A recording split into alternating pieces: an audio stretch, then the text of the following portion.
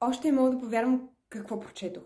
Днес си говорим за тайната на прислужницата на Фрида Макфадън. Главната ни героиня, Мили, бива наета за прислужница на семейство Гарик. Единственото странно в цялата ситуация е, че тя не е виждала госпожа Гарик, която стои затворена в една от стаите в мезонета.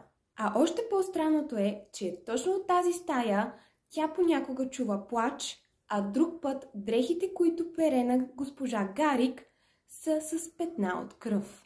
Един ден любопитството й наделява и тя чука на вратата. Тя се открехва и това, което Мили вижда, променя абсолютно всичко.